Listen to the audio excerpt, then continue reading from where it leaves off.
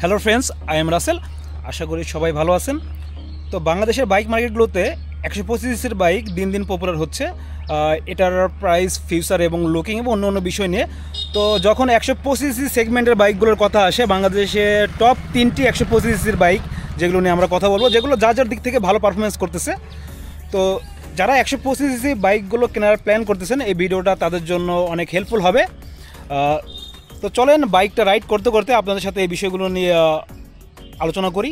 বাংলাদেশের সেরা 125 বাইক মধ্যে কোনটি আপনার জন্য পারফেক্ট, অর্থাৎ আপনি যদি রিসেন্টলি 125 বাইক কেনার প্ল্যান করে থাকেন, তাহলে এই ভিডিওটা আপনার জন্য খুবই হেল্পফুল হতে চলেছে। কারণ আমরা শুধু ইনফরমেশনগুলো দিয়ে চলে যাব এমন না, কিছু সুবিধা এবং সীমাবদ্ধতা বাস্তব লাইফে সব কিছু তুলে ধরবো, যাতে আপনার সিদ্ধান্ত নিতে খুবই সহজ হয়।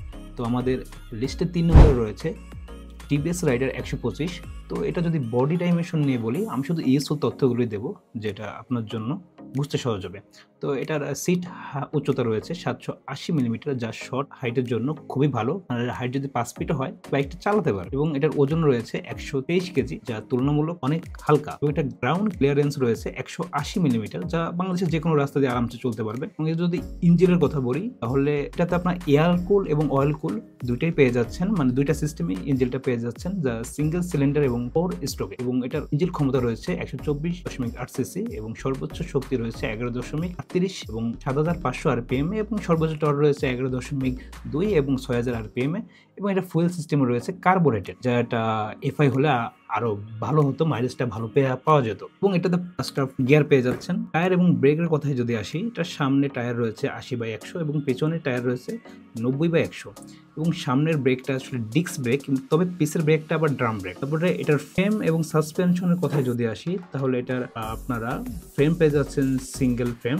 এবং এটার সামনের সাসপেনশনটা রয়েছে টেলিস্কোপিক, পেছনের সাসপেনশনটা রয়েছে 5 স্টেপ অ্যাডজাস্টেবল মনোশক সাসপেনশন। এবং এটার ইলেকট্রিক্যাল, অর্থাৎ এটার হেডলাইট, টেন লাইট আর সিঙ্গেল লাইট সবকিছু আপনার এলইডি পাচ্ছেন এবং হেডলাইটের আলোটা মোটামুটি ভালো। এখন যদি এটার কিছু ভালো দিক বলি, যেটা বাংলাদেশের বাইক মার্কেটে পছন্দ করে, 125 সেগমেন্টের এটার স্টাইলিশ ডিজাইন, যা তরুণদের জন্য পারফেক্ট। এবং এটার শক্তিশালী ইঞ্জিন রয়েছে, যা 124.8 সিসি, যা আসলে টর্কটা কিছুটা তুলনামূলক বেশি। এটার স্মার্ট লুক রয়েছে, বিশেষ করে এটার ডিসপ্লে সাইজটা, আচ্ছা ডিসপ্লে আপনার দেখলে মনে হবে আপনার এটা অ্যান্ড্রয়েড ফোন। এবং এটার মাইলেজ দিয়ে থাকে, কোম্পানি বলে থাকে 55 থেকে 60। বাংলাদেশে যেহেতু এটা কার্বোরেটেড ইঞ্জিন, তাই আপনি এটা 40 থেকে 45 সিটির মধ্যে এবং লং রাইড অর্থাৎ হাইওয়েতে আপনারা 45 থেকে 50 পর্যন্ত পেতে পারেন। তবে এটার যদি কিছু খারাপ দিক বলি, যেটা আসলে দেখা যায় চোখে পড়ার মতো, পিছনের টায়ারটা তুলনামূলক ছোট এবং যা আপনার স্টেবিলাইজেশনের জন্য কিছুটা সমস্যা করে। এবং টিভিএস এর বাইকগুলো বাংলাদেশে মানে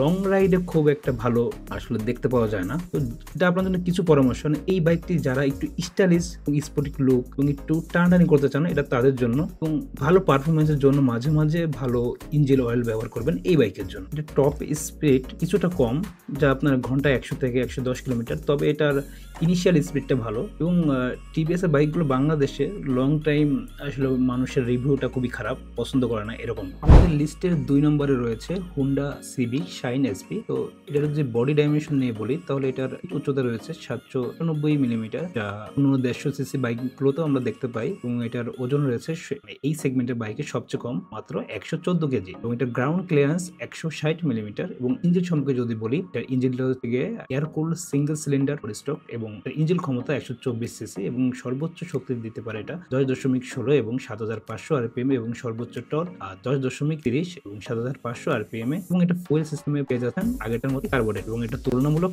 আগেরটার থেকে কিছুটা কম। এটারও 5টা গিয়ার বক্স পেয়ে যাচ্ছেন। এবং টায়ার ও ব্রেকিং সম্পর্কে যদি বলি, এটা সামনে টায়ারটা পেয়ে যাচ্ছেন 80/100 এবং পেছার টায়ারটা 80/100 এবং সামনে ব্রেকটা হচ্ছে গিয়ে ডিস্ক পেয়ে যাচ্ছেন আপনারা, ডিস্ক এবং পেছারটা পেয়ে যাচ্ছেন ড্রাম ব্রেক। এবং এটার ফ্রেম এবং সাসপেনশন, এর সামনে সাসপেনশন আপনারা টেলিস্কোপ পেয়ে যাচ্ছেন এবং পেছনের সাসপেনশনটা হাইড্রোলিক্স টাইপ এবং এটার ফ্রেম হচ্ছে ডায়মন্ড টাইপ। এটারও আপনারা যেটার যে হেডলাইটগুলো রয়েছে এগুলো বাল্ব টাইপ, এবং এই বাইকটার যদি কিছু ভালো দিক বলি তাহলে হোন্ডা বাংলাদেশে একটা বিশ্বস্ত ব্র্যান্ড, এবং এটা মেনটেন্যান্স খরচ অনেকটা কম এবং দীর্ঘ সময় এটা সার্ভিস করার প্রয়োজনটা একটু কম পড়ে। তো 124 সিসি যা ভালো একটা শক্তি দিতে পারে এবং এটার ওজন খুবই কম। তবে হোন্ডা হচ্ছে বাংলাদেশে একটা নির্ভরযোগ্য লং টাইমের জন্য একটা বাইক, এবং সিটি রাইডের জন্য এটা পারফেক্ট। এবং এটার মাইলেজ দিয়ে থাকে, কোম্পানি বলে থাকে 60+ দেবে, বাট আপনারা 55-60 এরকমটা মাইলেজ পাবেন, যদিও মাইলেজটা ডিপেন্ড করে আপনার রাইডিং এর উপর। তবে যদি এটা কার্বোরেটেড ইঞ্জিন রয়েছে তাই আপনারা 50 থেকে 55 এরকম মাইলেজ আরামসে পেয়ে যাবেন। এবং যদি এটার কিছু খারাপ দিক বলি তাহলে ডিজাইন এটার অনেক পুরাতন, যা সেই আগের প্রজন্মের বাইকের মতো ভালো একটা ফিল দিতে পারে না। এবং এটা কার্বোরেটেড ফুয়েল সিস্টেম রয়েছে, এটার আরো আমরা বেটার পেতাম যদি এটা এফআই ফুয়েল সিস্টেমটা আমরা পেতাম। এবং এটা ডিস্ক ব্রেক যা আসলে সেই ব্রেকিংটা সেই আগের মতোই অনেকটা দুর্বল এরকম। তো এটাতে এবিএস নেই, কার্বোরেটেড সিস্টেম, ডিজাইন একটু পুরাতন, এই বিষয়গুলোই আসলে এটাকে একটু ব্যাড থিংস। এবার আমাদের লিস্টে 1 নম্বর রয়েছে যেটা হচ্ছে হিরোর তরফ থেকে হিরো এক্সট্রিম 125R। আসলে আপনি যদি এই দুইটা বাইকের মাঝে মাঝে একটা প্যাকেজ চান তাহলে এই বাইকটাই সেটা রয়েছে। তো এই বাইকের যদি বডি ডাইমেনশন নিয়ে বলি তাহলে এটার সিটের উচ্চতা 794 মিলিমিটার, যা অন্য বাইকের মতোই, এবং ফুয়েল ট্যাঙ্ক রয়েছে 10 লিটার। তবে এটার ফুয়েল সিস্টেমটা সম্পর্কে যদি বলি, এটা শুধু অকটেন ব্যবহার করতে পারবেন, অন্য কোনো ফুয়েলে এটা চলবে না। এবং এটার ইঞ্জিন সম্পর্কে যদি বলি 124.7 সিসি, যা এয়ারকুল 4 স্ট্রোক, এবং এই ইঞ্জিনটা 11.4 পিএসপি এবং 7000 আরপিএম শক্তি দিতে পারে। এবং এটা টর্ক রয়েছে 10.5 এবং 6000 আরপিএম এ। এবং এটা ফুয়েল সিস্টেমে পেয়ে যাচ্ছেন এফআই, যেটা দুইটা বাইকে নেই। এবং এটা তো 5 স্টেপ গিয়ার বক্স পেয়ে যাচ্ছেন। ফ্রন্টের টায়ারটা 100/80 সিমেন্টের এবং পেছনের টায়ারটা 90/100। এবং ফ্রন্টের ব্রেক আপনারা 260 মিলিমিটার ডিস্কের সাথে প্লাস পেয়ে যাচ্ছেন সিঙ্গেল সেলার এবিএস, এবং পেছনে পেয়ে যাচ্ছেন ড্রাম ব্রেক। পেছনে যদি কোনোভাবে ড্রাম ব্রেকটা হচ্ছে 130 মিলিমিটার, যদি পেছনে কোনোভাবে আসলে একটা ডিস্ক দিয়ে দেওয়া যেত তাহলে এটা হতো পারফেক্ট। এবং এটার যদি বডি এবং সাসপেনশনের কথা বলি, এটার বডিটা আসলে প্লাস্টিকটা আর একটু ভালো হলে ভালো হতো। এবং এটার ফ্রেম এবং সাসপেনশন, এটার ফ্রন্ট সাসপেনশন রয়েছে টেলিস্কোপি, এবং রেয়ারে রয়েছে আপনার 7 স্টেপ অ্যাডজাস্টেবল মনোশক, যা আপনার রাইডিংকে আরো একটা কমফোর্ট করে তুলবে। এবং এটার মাইলেজ কোম্পানি বলে থাকে 66 কিলোমিটার পাবেন, যেহেতু এটাতে এফআই রয়েছে এবং এটার ইঞ্জিনটা এরকম ভাবে ম্যানেজমেন্ট করা হয়েছে, তাই আপনি 66 কিলোমিটার মাইলেজ না পেলেও আপনি আরামসে এটা 55 থেকে 60 বেশি পাবেন। আমরা অলরেডি দুইটা মাইলেজ টেস্ট করেছি, আপনারা নিচে চাইলে দেখে নিতে পারেন। এবং এই বাইকটা সম্পর্কে একটু বেশি বলতে হচ্ছে কারণ এটাতে ফিউচারই দিয়েছে বেশি, কারণ আপনি এখানে ব্লুটুথ, তারপরে সাইড ইন্ডিকেটর এগুলো পেয়ে যাচ্ছেন। অর্থাৎ আপনি যদি স্ট্যান্ড না তোলেন, এটা সাইড স্ট্যান্ডে যদি না তোলেন বাইকটা স্টার্টই হবে না, যা অনেকটাই ভালো দিক। এটাতে আপনি এফআই এবং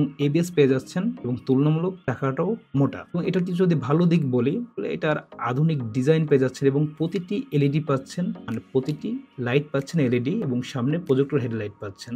এবং ফুয়েল হিসাবে এফআই এবং সিঙ্গেল সেলার এবিএস তো রয়েছে, এবং রাইডিং কমফোর্ট মোটামুটি ভালো, এবং এটার হ্যান্ডেলটা খুবই কমফোর্ট। এবং এই সেগমেন্টে ইয়াং জেনারেশন টার্গেট করেই এই বাইকটা বানানো হয়েছে। এবং এটার যদি কিছু খারাপ দিক বলি, যেহেতু বাংলাদেশে নতুন এসেছে, ওইভাবে খারাপ দিক চোখে পড়ে না, তবে কিছু খারাপ দিক রয়েছে। এটা আসলে স্টার্টটা বন্ধ হয়ে যাচ্ছে, এটা সকলের সাথেই হচ্ছে। এবং এটার তুলনামূলক প্লাস্টিক কোয়ালিটিটা আরেকটু ভালো হতে পারতো, এবং কিছু ব্যবহারকারী ব্রেকিং ভালো থাকার সত্ত্বেও কিছুটা অসন্তুষ্ট, যেমন হচ্ছে গিয়ে এটার পেছনের টায়ারের কারণে, কারণ এটা অনেক ক্ষেত্রে স্লিপ খাচ্ছে।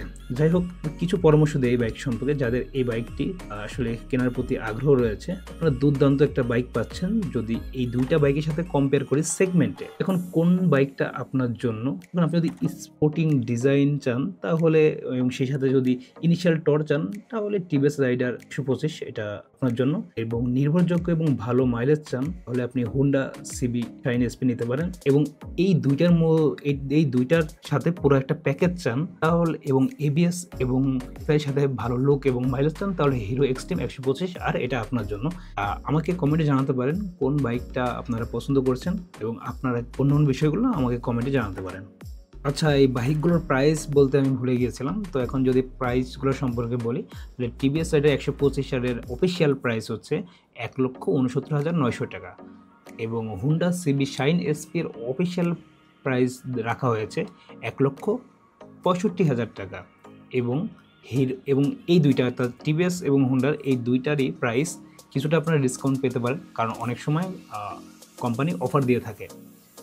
এবং হিরো এক্সট্রিম 125 এটার অফিসিয়াল প্রাইস 1,71,000 টাকা। এটা আপাতত অফার পাচ্ছেন না, কারণ এই বাইকটা নিতে হলে প্রি বুকিং দিতে হচ্ছে। এই ছিল 125cc সেগমেন্টের বাইকগুলো নিয়ে কিছু কথা। তো এখন আপনার কাজ এবং পছন্দ অনুযায়ী আপনি যে কোনো একটি বাইক বেছে নিতে পারেন। তো কোন বাইকটা আপনাদের ভালো লাগলো বা আপনারা কিনতে আগ্রহী, তো নিচে কমেন্টে জানাবেন এবং সাবস্ক্রাইব করে সাথে থাকবেন। দেখা হবে পরবর্তী কোনো একটা ভিডিওতে। সে পর্যন্ত ভালো থাকুন।